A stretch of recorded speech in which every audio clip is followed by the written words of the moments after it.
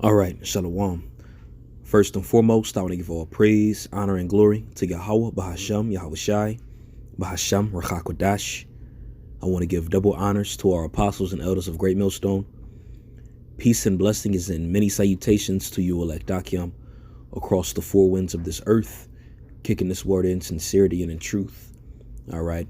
This lesson is going to be based on an account that I had stumbled across here in the scriptures, and it brought forth more light in having understanding on how it's only meant for a small number of people to be able to have faith and believe on Yahweh Shai. All right. When Yahweh Shai performed particular things and said particular things, it went over the masses' heads, and it was only given to his disciples to be able to receive the bigger meaning or bigger picture what Yahweh Shai would display on particular accounts. Okay. And as you look at it today, of course, we don't have Yahweh Shai with us in the flesh, but Yahweh Shai, his spirit, dwells within us. And having his spirit means we have the oil, and having the oil means that we have the understanding. We've been given sight to see. All right. We've been given sight to see particular things of what the scriptures explain. And we can see these things that are playing out. And again, the reason why nobody else is able to receive it as such, because the Lord isn't dealing with them ultimately. Okay. Now I'm going to read this account here in the book of John and bring up some precepts. And Lord willing, this lesson is edifying. This is the book of John, chapter 2, verse 1. And it reads, "And the third day there was a marriage in Cana of Galilee, and the mother of Yahushua was there. And both Yahushua was called and his disciples to the marriage. And when they wanted wine, the mother of Yahushua said unto him, They have no wine." By the way, for festivities such as marriages and such, if there was like no wine there, that was like something to be frowned upon. That's like you go into a house party and ain't no drink there. Okay. Or, you're only an hour into the party and they already ran out of alcohol. A lot of people are going to leave. Well, even back in the ancient world, when you had festivities, especially marriages, wine was a huge requirement. Okay. And if there was a lack of wine, all right, the name or the reputation of those two parties coming together would be dragged through the mud. Okay, just because they had lacked in wine. So this was a big deal that there was no more wine. Okay, verse 4 says, "Yahushua said unto her, Woman, what have I to do with thee? Mine hour is not yet come." And when Yahushua says woman, that's not a derogatory. When you go into the ancient world, that's not a derogatory word to claim to a woman. Like, for example, you look at today and you say, "Woman, go fetch me this," or "Woman, go do that." All right. Today, it's looked at as something that's more so derogatory in the masses' eyes. But back then, that was more so saying like lady or ma'am. All right, back in the ancient world. Okay. But verse 5 says, "His mother said unto his servants, Whatsoever is he unto you, do it. And there were set there 6 water pots of stone, after the manner of the purifying of the Jews, containing 2 or 3 firkins apiece." Okay, so there were these 6 water pots of stone, and these water pots were ultimately meant for, it says, the purifying of the Jews. All right, because before you had to partake in a feast or a banquet, you had to wash your hands. Okay, you had to purify yourselves with that water. So that's what that water was meant for. Okay, and when it says 2 or 3 firkins apiece, all right, I believe that's estimate to be around like 9 pounds, or so a piece. Verse 7 says, "Yahushua said unto them, Fill the water pots with water, and they filled them up to the brim." Okay, and the brim means all the way to the top. "And he said unto them, Draw out now and bear unto the governor of the feast, and they bear it." And the governor of the feast was like the chief guest. All right, this is the person that you want to make sure is having a good time. Whatever his role was in society, all right, it doesn't really say, but it does say that he was the governor of the feast. So he played a major role within that feast, and best believe if he's having a good time, the reputation of that marriage is going to be brought forth. Okay. But if he isn't having a good time, or if he doesn't have that wine, okay, he's going to put forth that reputation of that marriage being whack, that feast being whack. Okay. Verse 9 says, when the ruler of the feast had tasted the water that was made wine and knew not whence it was, but the servants which drew the water knew. Key point. Okay. The governor of the feast had no clue where that wine came from. Mind you, these were in water pots. Okay. All the wine was gone. And this is how that new wine was made. It was made in these water pots where the purifying of the Jews had taken place. And this individual had drunk this water, which was turned to wine, and he didn't know where it came from. But it says in parentheses, but the servants which drew the water knew. And these servants were his disciples. Okay, now it wasn't all 12 of them at this time. It was only the first 5 that he had gathered together. Okay.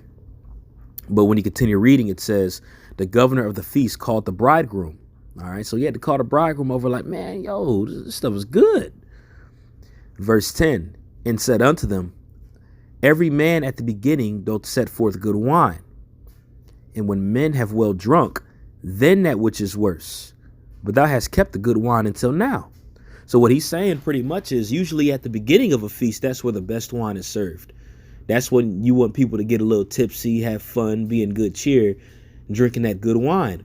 And then that's where the worst wine comes. When all the good wine is gone, that's when you throw in the second tier wine or the third tier wine, because everybody's already drunk in the good stuff. They just want to keep drinking. But what he's explaining pretty much is that he's telling them, like the groom, like, yo, like, shoot, this wine right here is better than the wine at first. You know, why wasn't this wine served first? So he's pretty much complimenting the marriage, the feast, the one who made the wine and such. He's complimenting that marriage. All right. Which, of course, was going to trickle on to that marriage having a good reputation because that governor of the feast had drunken well wine. OK. Now, when you keep reading here in verse 11, this is the key point. This beginning of miracles did Yahushua in Cana of Galilee and manifested his glory forth. And his disciples believed on him. Okay. Now notice it didn't say nobody else believed on him afterwards. The reason why I wanted to start from the top and read all the way down to verse 11, because you had the marriage that had taken place on the third day, which is spiritual. Okay. You had the running out of wine, and Mary, his mother, went to him and asked him to supply more wine. And Yahushua had told his disciples to fill those 6 water pots up.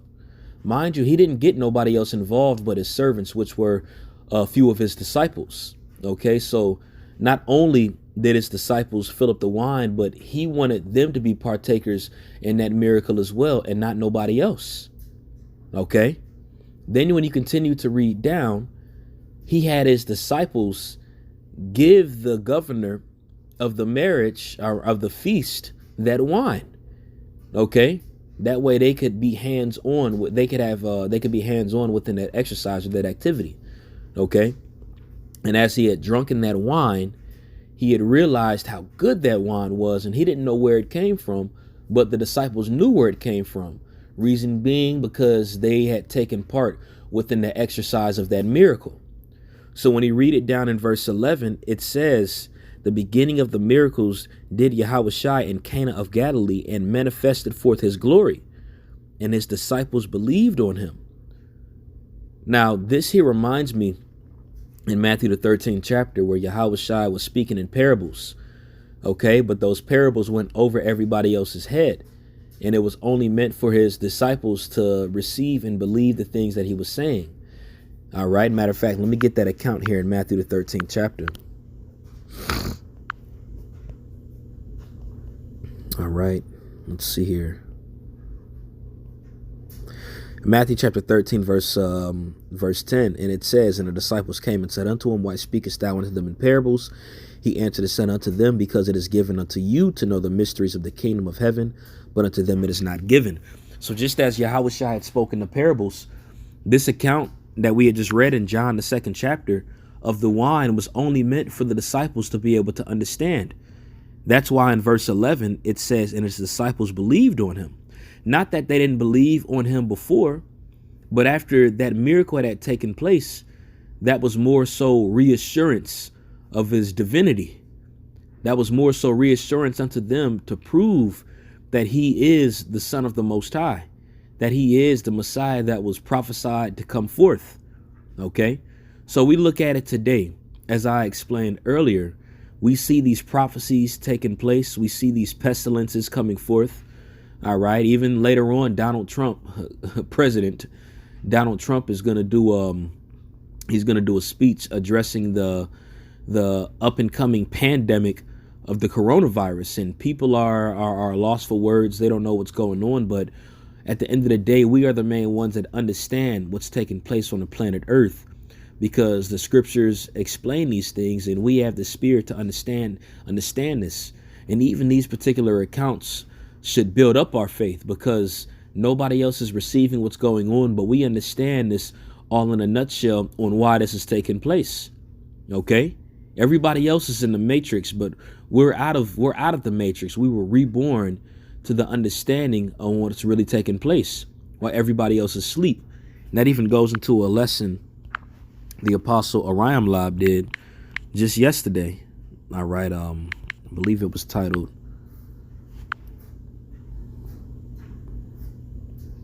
"The Matrix Woke Out of Slumber." Okay, so everybody else is still in slumber. That's why it's not meant for everybody else to understand and receive the things that the scriptures say. Okay, that's why Yahushua spoke in parables, because those people were ultimately set up to be in the matrix. But it was given unto us to awake out of slumber. And as we had awakened out of slumber, we're able to see these things take place. We're able to believe even more by the things that are coming, because it's written of within the scriptures. And the only way to understand the scriptures in its entirety is to be woken up out of the matrix, which the majority of you Israelites haven't woken up. And of course, I'm not going to include the rest of the nations, because it isn't given to them to understand anyway. All right. This thing of ours is only meant for the choice out of Israel, the choice, the best, the exclusive. All right. The exclusive audience. And that's the disciples. OK, so that's why I wanted to read that account here in the book of John, the 1st chapter. And I'm actually going to read this scripture here in the book of Amos. Amos, the 3rd chapter and the 7th verse. And this is a very popular scripture that we all read, but as we understand, none of these scriptures get old. Amos chapter 3, verse 7. Surely the Lord Yahweh will do nothing, but he revealeth his secret unto his servants, the prophets. Now, when you go into this word secret here, in the Hebrew, that word is sawad. Okay, and when you go into that word sawad, it says a council or an assembly. It says a divan or a circle of familiar friends. And alluding back to John, the 2nd chapter, those were the ones who he had poured the water into those vessels. He had his friends pour that water into those vessels. He had his friends serve the governor of the feast. As the governor of the feast complimented that wine, best believe his friends probably smiled at that, and they marveled at it, because they were the first ones to see that was a miracle that was being done.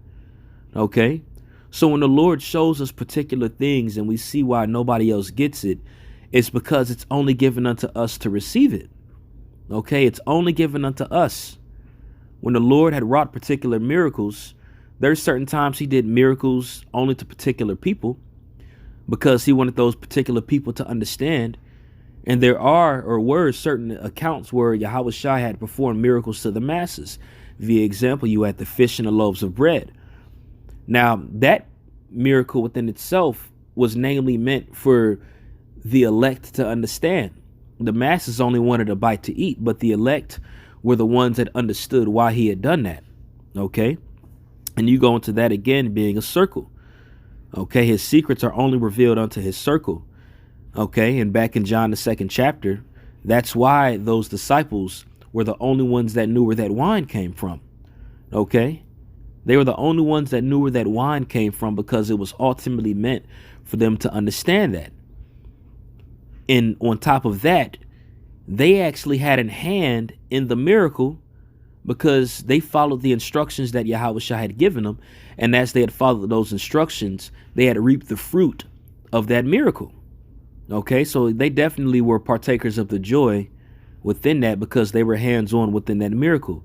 And again, looking at it today, we play a huge part on what's playing out on the earth right now, because we're hands-on on what is taking place. We're hands-on on why it's taking place. If it wasn't for if it wasn't for Yahweh B'Hashem Yahushai distributing his words of prophecy, none of these prophecies would be set forth.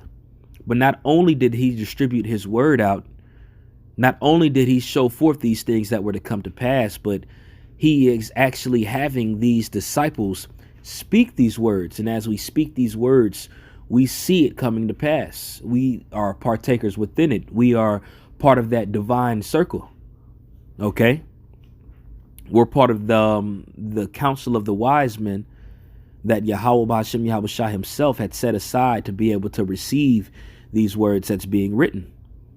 Okay, so I wanted to just go into that. I didn't want to make it too long.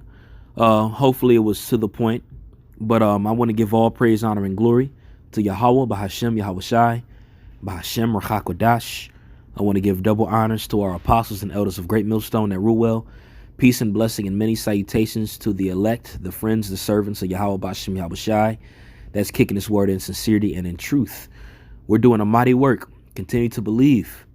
Okay, as we see these things come forth in the planet Earth, it shouldn't cause us to fear. Now, we understand that we fear the Lord, but I'm talking about fear on the things that could happen to you. But it should more so push you to continue to believe, because his word is coming to pass. Okay, and again, I'm not saying don't fear, because through the fear of the Lord we persuade men, but don't use that fear as a how should I put this? Don't use that fear as an access of you not pushing forth. Don't use that fear as a hindrance. Use that fear to allow you to continue to grow, continue to push, and continue to believe. Okay, so I'm going to end it off on that. Shalom.